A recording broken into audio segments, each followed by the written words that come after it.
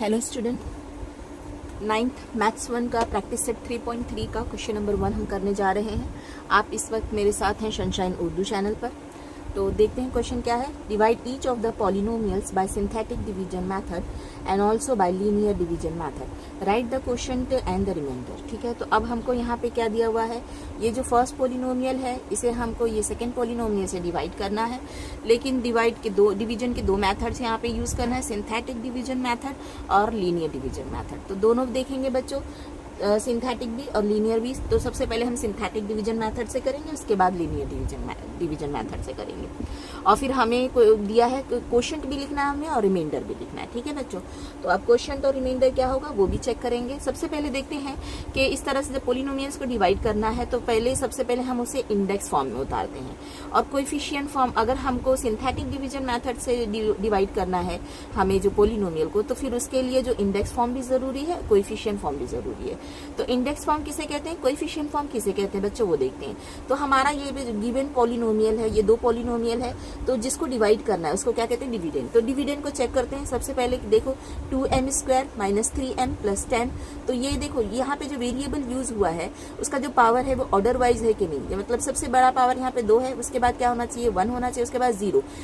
सिर्फ नंबर है तो मतलब पावर वेरिएबल का 0 है। ठीक है ना, तो ये मतलब जो है करेक्ट ऑर्डर में है, तो मतलब जो है इसका इंडेक्स फॉर्म जो है वो सेम यही है, तो इसको इंडेक्स फॉर्म में लिखने की जरूरत नहीं है। अगर ऑर्डर करेक्ट है, जितने भी वेरिएबल दिए हैं उनके जो पावर दिए हैं वो पावर एकदम करेक्ट है, तो फिर जैसे कि अगर 4, 5, 6 कुछ भी है तो उसी ऑर्डर में सारे पावर है। उसके बाद अगर 5 दिया है पावर सबसे बड़ा, तो उसके बाद वाला जो टर्म है वो उसका पावर 4 होना चाहिए, उसके बाद वाले टर्म का 3 होना चाहिए, उसके बाद वाले टर्म का 2 होना चाहिए, फिर उसके बाद वाले टर्म का 1, फिर उसके बाद वाले टर्म का कुछ नहीं होना चाहिए पावर, मतलब 0। ठीक है, नंबर होना चाहिए उसके प्लेस पे।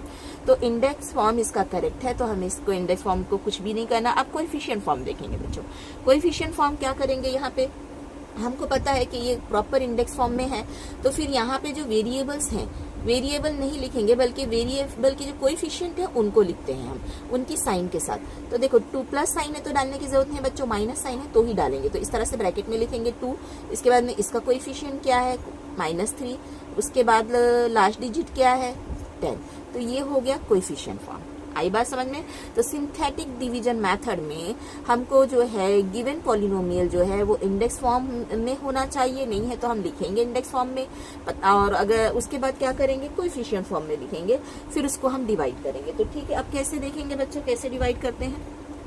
चलो ठीक है, सॉल्यूशन लिख के स्टार्ट करते हैं।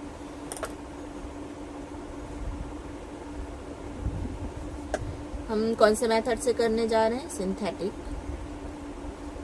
Division method. यहाँ पे हम लिख देते हैं ओके। अब हमें पता है कि ये क्या है, इंडेक्स फॉर्म में तो है, तो हमको इस कोएफिशिएंट फॉर्म में लिखना है।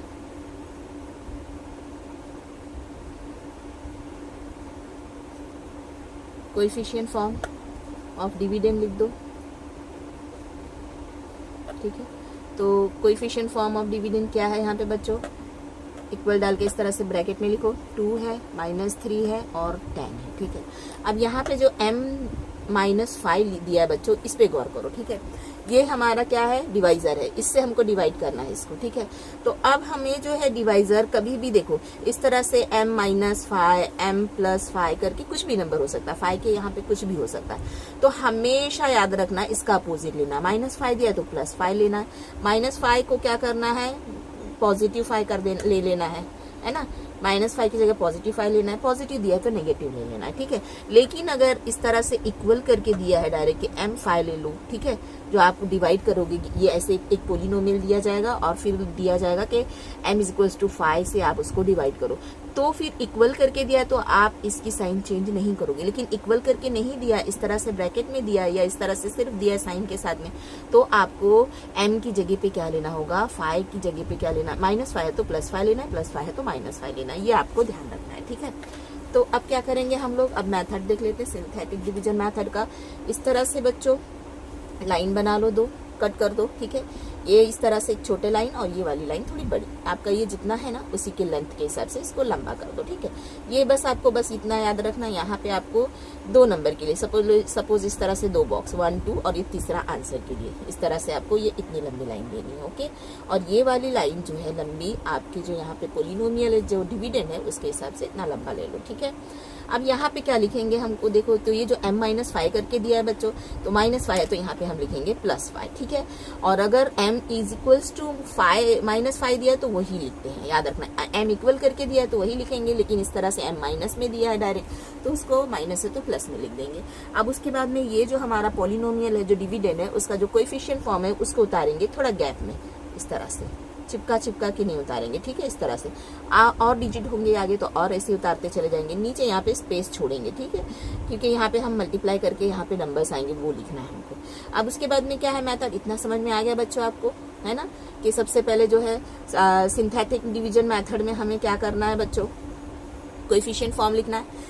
इंडेक्स फॉर्म में अगर नहीं है तो इंडेक्स फॉर्म में लिखना है, अगर है तो कोई बात नहीं डायरेक्ट कोएफिशिएंट फॉर्म लिखो।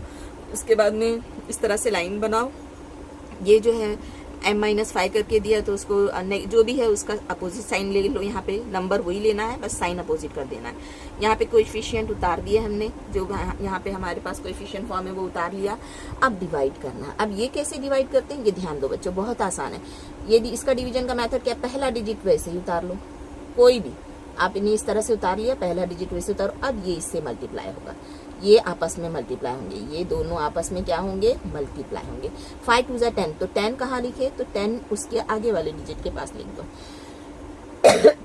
अब क्या करेंगे, इसको इसके आगे जो साइन है वो देख के ऑपरेशन करेंगे। इसकी साइन कुछ नहीं 10 है।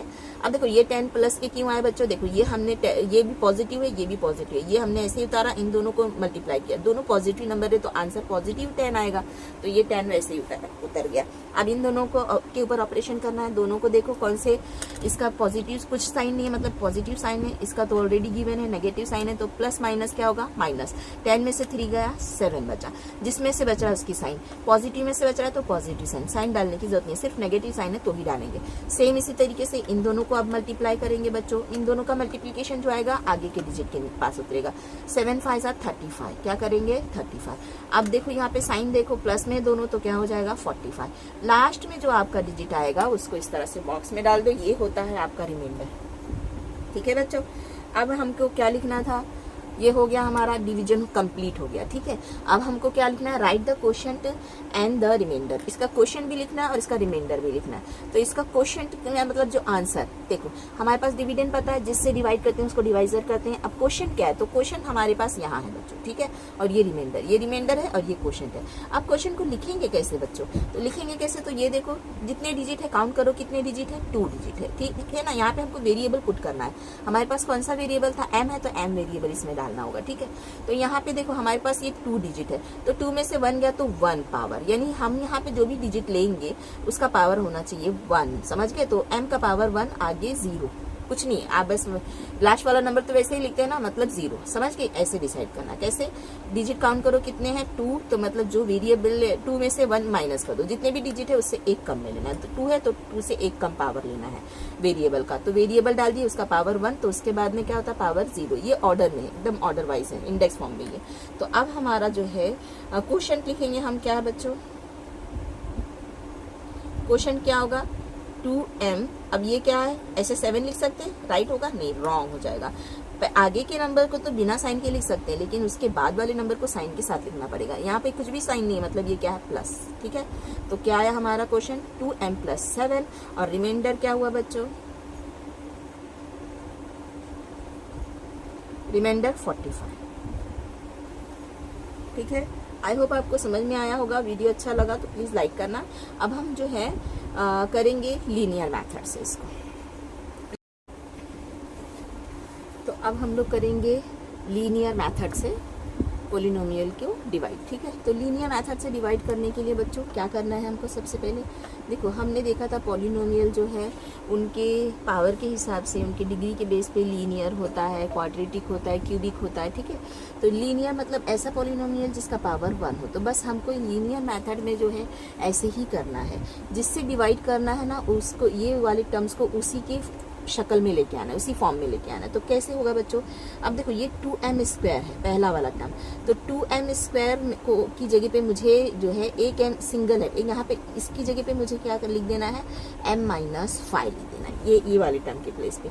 अब ये वाले टर्म के प्लेस पे तो अब बोलोगे बच्चों कि m स्क्वायर कहाँ लिखना था टीचर, तो ये फिर अगर 2m स्क्वायर के साथ इसके साथ मिला के अगर मैं ये लिखूंगी तो ये रॉन्ग हो जाएगा। वो इसलिए कि आपको बस ये ध्यान रखना है कि यहाँ पे जो आप ये जो 2m स्क्वायर है उसको आपको ये वाला इसके साथ मिला के लिखना है, ऐसा मिला के लिखना है कि उस ये जो जब ये दोनों आपस में मल्टीप्लाई हो तो तुम्हारा आंसर 2m स्क्वायर ही मिले। तो वो कैसे होगा, तो आपको क्या करना है, यहाँ पे जो भी m स्क्वायर है तो उसका एक m हटा दो, सिंगल m कर दो और ये वाली ब्रैकेट जो है जो डिवाइजर है उसको डाल दो उसकी जगह पे। अब देखते हैं इसको, चेक करते हैं कि फिर अगर हम लोग इसको मल्टीप्लाई करते हैं तो 2m स्क्वायर ही आता है क्या, तो चेक करते हैं। चलो हमने क्या कर दिया, यहाँ पे पहला मेथड आपको ये ध्यान रखना है बच्चों लीनियर डिवीजन मेथड में कि जो पहला टर्म है अपना 2m स्क्वायर, देखो m स्क्वायर है ना यहाँ पे, ये याद रखना। तो हमको क्या करना है, यहाँ पे ये डालना है तो एक m इसमें से कम कर देंगे, m क्यूब होता तो फिर एक m कम कर देते और m स्क्वायर हो जाता, ये बस ये याद रखना है। तो अब ये जब ये 2m मल्टीप्लाई होगा m-5 से तो यही 2m स्क्वायर ही आना चाहिए। तो चेक करते हैं आता है क्या, तो ये जब ये देखो ये ब्रैकेट के बाहर है और ये ब्रैकेट के अंदर दो टर्म्स है, तो ये इससे मल्टीप्लाई होगा फिर इससे मल्टीप्लाई होगा, तो 2 वैसे ही उतरेगा। क्यों, क्योंकि यहाँ पे कुछ नहीं 1 है तो नंबर से मल्टीप्लाई होगा, वेरिएबल से, तो 2 1 जा 2 m मल्टीप्लाई होकर m वैसे ही उतरेगा, पावर हम उसको ऐड कर देंगे। और फिर अब ये इससे मल्टीप्लाई होगा, ये माइनस वैसे उतरेगा 2m × 5, तो नंबर से मल्टीप्लाई हो गया, 5 2 जा 10। अब वेरिएबल यहाँ पे है, यहाँ पे नहीं है तो इसका वेरिएबल वैसे ही उतर गया। तो हमारे पास बच्चों जब हमने ये आया 2m² - 10, लेकिन हमारे पास क्या आना चाहिए था, 2m स्क्वायर ही आना चाहिए, है ना। और लेकिन हमको इसको इस शक्ल में लिखना भी है, ये जो हमारा डिवाइजर है लीनियर मेथड में ये डिवाइजर होना ही चाहिए इसकी जगह पे, ठीक है ना, ये वाले टर्म के साथ में। तो अब क्या गड़बड़ हो रही है, ये जो माइनस के टर्म एक्स्ट्रा है तो क्या करेंगे, माइनस के tan m जो है यहाँ पे उसको हटा देंगे। तो उसको हटाने के लिए क्या करेंगे, प्लस के tan m लिख देंगे। तो देखो खुद से लिख देंगे, हमको पता है कि जो एक्स्ट्रा हो रहा है एक्स्ट्रा वही यही वाला होगा, ये वाला टर्म सेम होगा, नेक्स्ट वाला जो टर्म होगा बच्चों जो इससे मल्टीप्लाई होगा वो एक्स्ट्रा होगा। तो वो क्या प्लस में है तो सेम वही नंबर माइनस में तो प्लस में लिख देंगे, प्लस में तो माइनस, सेम नंबर वहाँ पे हम खुद से डाल देंगे। तो आप चेक करते हैं, मैंने खुद से यहाँ पे डाल दी, ये मैंने इस तरह से मल्टीप्लाई की तो ये आंसर निकला। तो मैंने इसको देख के इसका अपोजिट टर्म यहाँ पे लिख दी, तो ये देखो ये प्लस में ये माइनस में, तो ये कैंसिल हो गया, तो बचा क्या 2m स्क्वायर। तो आई बात समझ में बच्चों, तो ये कि हमने मतलब जो ये इसको मल्टीप्लाई करेंगे तो ये आंसर आएगा। तो उसको बैलेंस करने के लिए क्या करेंगे, ये जो एक्स्ट्रा था ये पॉजिटिव में था तो इसका नेगेटिव में टर्म डाल दिए, सेम टू सेम। समझ गए बच्चों, फिर आगे का जो टर्म है उसको वैसे ही उतार लेंगे। तो ये हमने कर दिए, देखे थे हमने, जब ये इससे मल्टीप्लाई होगा तो ये सेम उतरेगा, ये इससे मल्टीप्लाई होने पे ये उतर रहा है माइनस के tan m, तो उसको हटाने के लिए हमने क्या कर दिया, प्लस के tan m लिख दिया यहाँ पे। अब आगे जो है -3m + 10, आगे के सारे टर्म्स वैसे ही उतार लेंगे। फिर आगे अब आते हैं नेक्स्ट स्टेप में, क्या करेंगे, नेक्स्ट स्टेप में हमने इसको तो डिवाइड कर दिया, इसका तो हमने कर लिया, ये वाले टर्म को इसकी जगह पे m-5 ले आए।